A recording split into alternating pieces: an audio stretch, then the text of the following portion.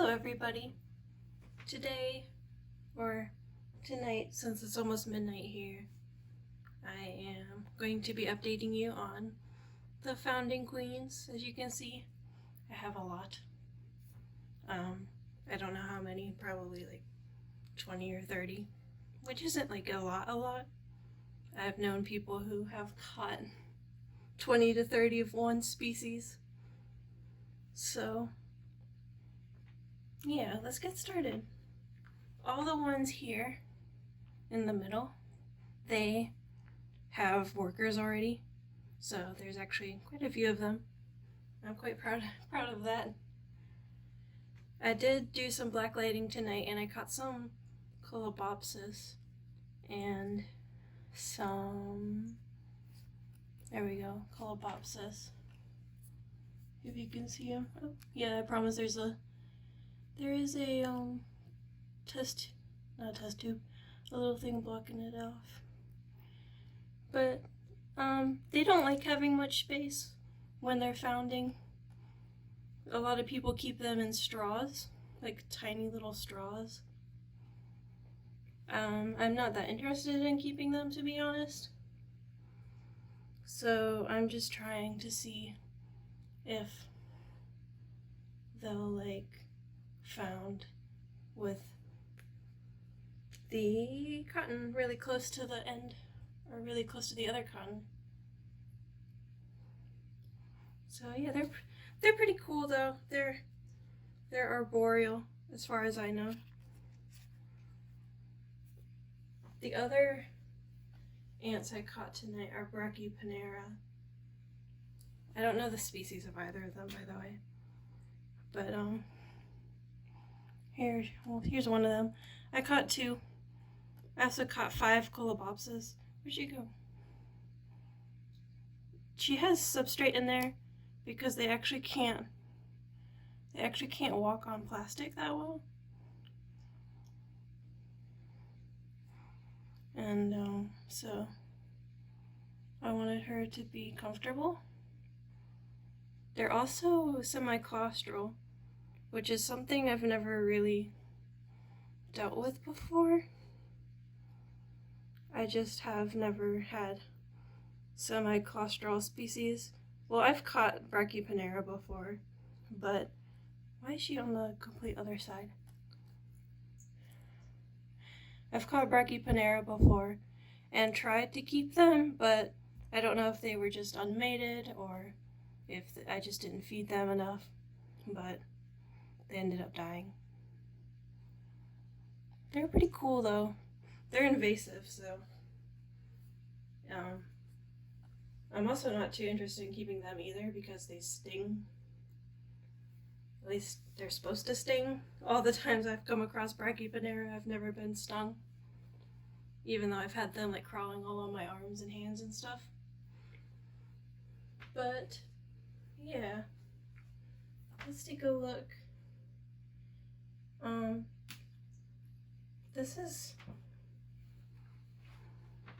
This is Camponotus nearcticus 1, who still doesn't have workers, even though like all the ones that I caught before or at the same time as her and around the same time as her all have workers now.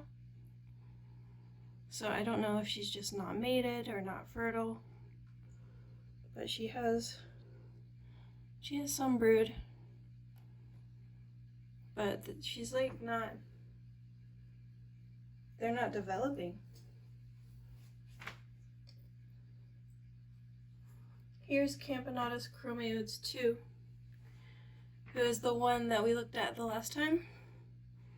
And she has like a mite on her leg, on one of her back legs.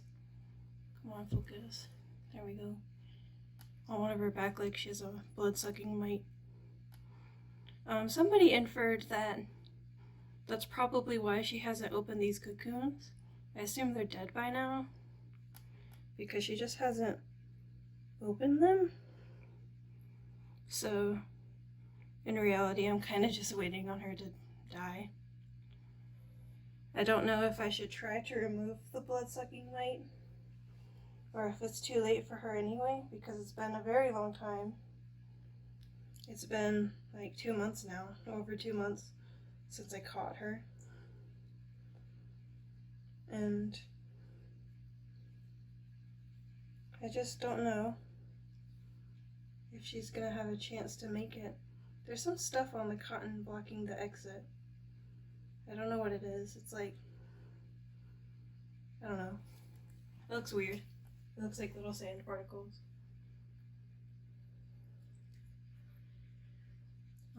This is a Fedoli.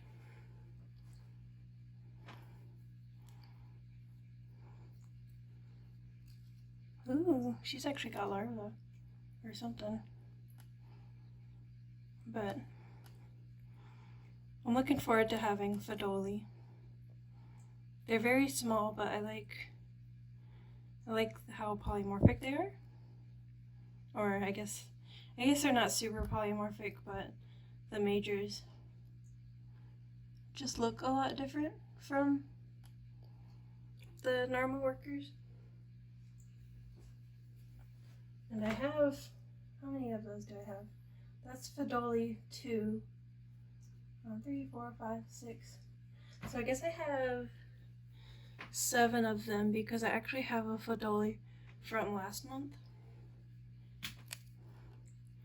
And she is doing okay. I don't know if she should have workers by now though. This camera does not want to stay focused. But like I said, I don't know if she should have workers yet. I don't know the timeline for those guys. This one might be dead actually. Camponotus nearcticus 6. No, she's still alive. She never shed her wings. She never had any brood.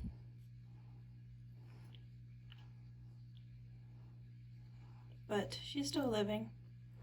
Kind of like, if you can see in the background here, this is Camponotus nearcticus 3. Sometimes she's running around in the outworld, which is weird. Actually, most of the time she's in the outworld. Maybe she just got tired and didn't want to be out there anymore. Also, Camponotus chromaeodes 3 is in this mini hearth. And I looked at her earlier. I couldn't tell if she had any brood, if she had any workers or anything, because she was like hovering above them. If she did have any, but I'm hoping one day that there will just be workers in the outworld and I will just have to feed them. So that'd be cool. Here's Brachymyrmex patagonicus. This is a polygynous species. Sometimes. I don't know if they're always polygynous. But they are, I don't know if they have any brood. One of the queens doesn't have wings. I don't know why all the other ones do, if they're unmated or what. Maybe they're just all hoping that the one queen without wings will lay eggs and just feed all the rest of them.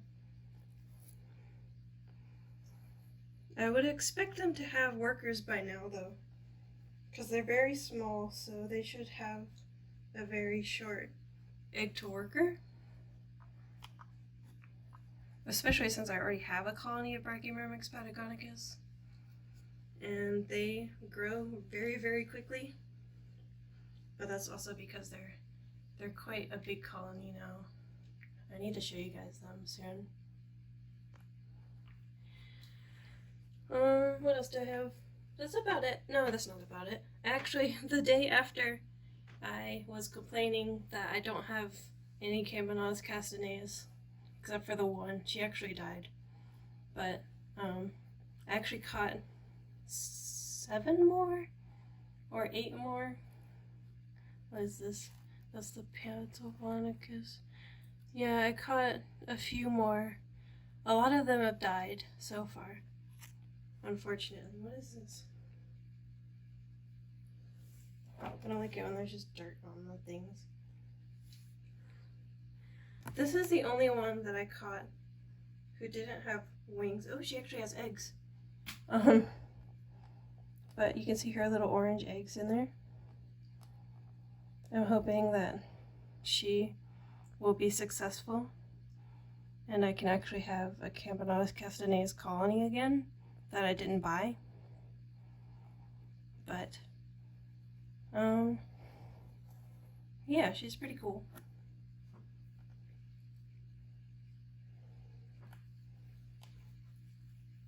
But I guess I have 4 more still. I have 2 through 5. I actually caught up to 9, and all the other ones died. This one's alive. I don't really like showing dead animals on video, so I might actually start checking them before I show you them.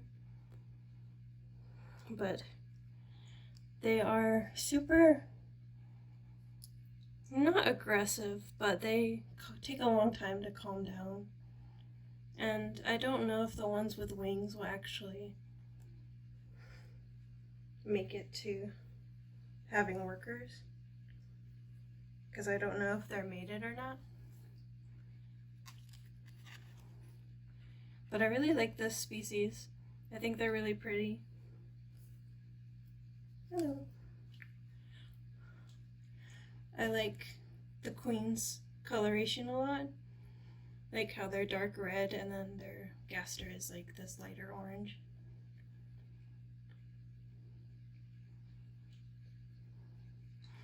Actually, the night, I should have recorded a video of it, of me blacklighting that night, but I blacklighted and there were a bunch of males at the light, but that doesn't mean, like, queens usually don't come to the light.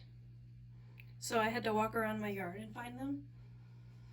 But there was one with, like, I was looking under a tree and there was like a little, like, shell of something, like a little pine cone or something on the ground, and I saw one of their big yellow butts sticking out from under it, and I was like, oh, there's a queen under there, and I ended up catching her.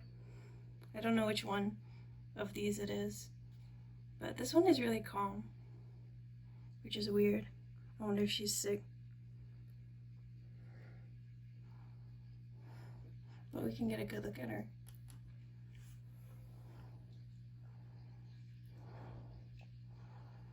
I don't know if these are, I know these are popular like in the United States where you can get them. Why am I shaking so much? They're popular as like a species to keep because of their coloration and their size, and they have majors that get pretty big and colorful too. But I don't know if they're exported to like Europe at all or any other place. What else did I catch? I caught, let's look at this one. This is another Nearcticus. She's got orange eggs. Let's look at her. Or a larva.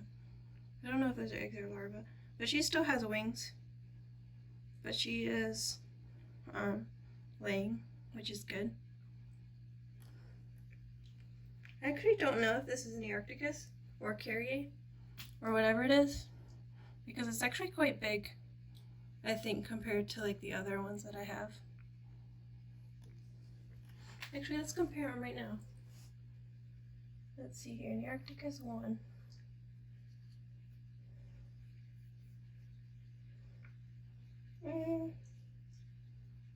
No, they're about the same size.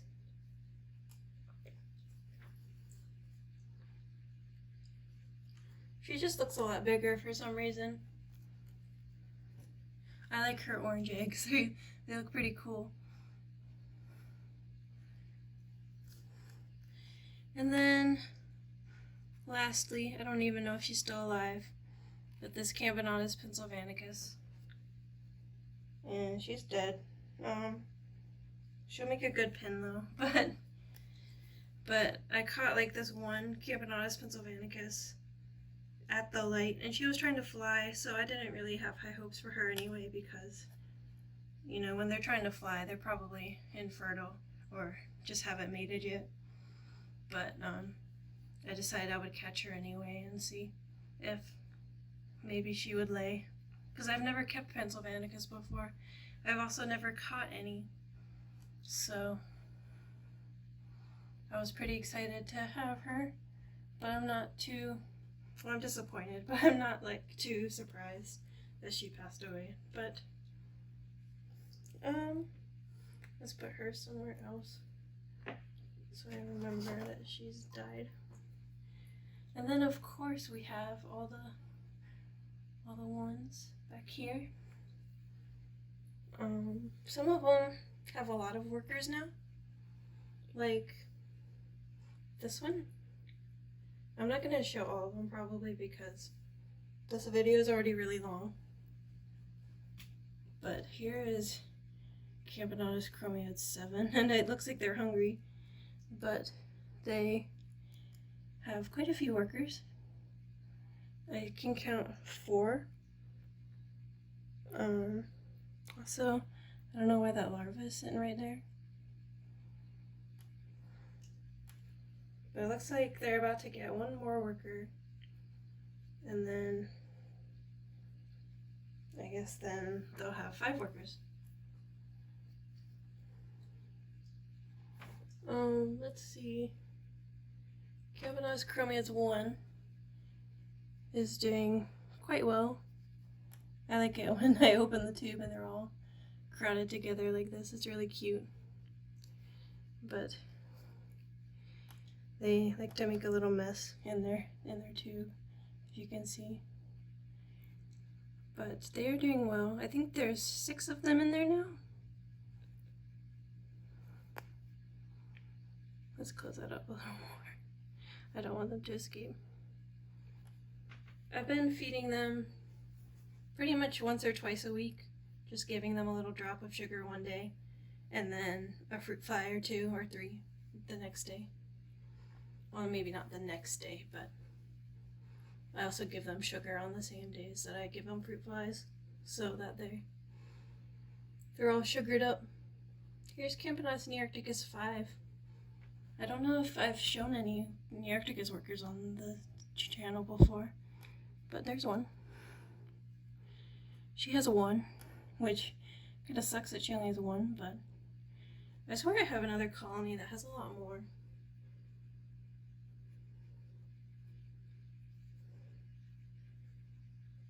This one has 3 and some cocoons. So they're doing a little better. It's interesting to see ants that were like caught close to each other have such vastly different like growing rates.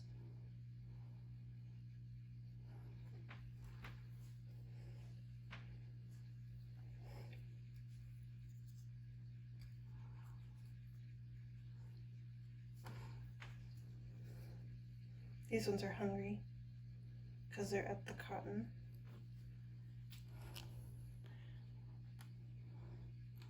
I guess I'll probably feed them after I'm done with this video.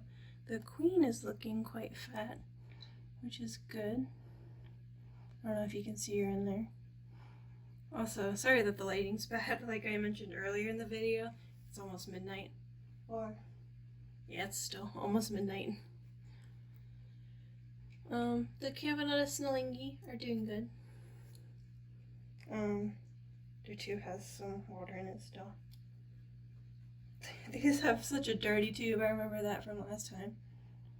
But there are a few workers in there. I really like these guys' color. I think they're very pretty. They almost kind of rival the Camponotus chromeodes. I mean, not the chromeodes, the castaneus in color, but they're like different. They're not as red, and they're a lot smaller, so I guess they aren't as cool as castaneus. But yeah, that's pretty much all of them. I don't want to go into like all of them, every single one, because that's a lot. Let me actually count how many colonies or ants I have. Let's see. 1, 2, 3, 4, 5, 6, 7, 8, 9, 11, 12, 13, 19, 20.